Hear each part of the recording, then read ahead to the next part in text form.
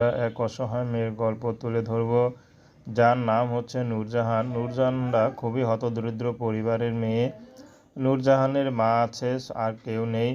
তো নূরজাহানের বাবা নেই। বাবা আগে তরকারি বিক্রি করতো বাজারে। তরকারি বিক্রি করে তাদের সংসারটা চলতো। তো হঠাৎ করে তার বাবাটা বিয়ে করে আলাদা হয়ে যায়। তাদের আর কোনো খোঁজ খবর রাখে না।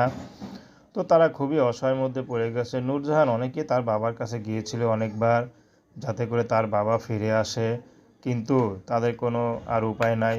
নূরজাহানের বাবা তার কথা না শুনে একদমভাবে চলে যায়, যাতে কোনো আর খোঁজ খবর না পায়। তো শেষমেশ কী করবে নূরজাহান? যে ঘরটা দেখতে পাচ্ছেন, এই ঘরেই থাকে, ভাঙা একটা ঘর, বেড়ার ঘর। তার মধ্যে ভাড়াও ঠিকমতো দিতে পারে না। তার মধ্যে নূরজাহানেরও বিয়ের বয়স হয়েছে, দেখতে মাশাআল্লাহ গরিব হলেও কাটিং চেহারা সুন্দর আছে। তো অনেকে বিয়ের প্রস্তাব দেয়, দিলেও আবার অনেক টাকা যৌতুক চেয়ে বসে, তখন আর বিয়েটা হয় না। তো এই জন্য নূরজাহান এখন ইউটিউবে এসেছে, ভালো জীবনসঙ্গী পেয়ে যায় তাহলে নূরজাহানের আর কোনো কিছু দরকার নেই। নূরজাহান শুধু চাচ্ছে একটা ভালো মানুষ, যে তার এই দুঃখের মাঝে একটু পাশে থাকবে।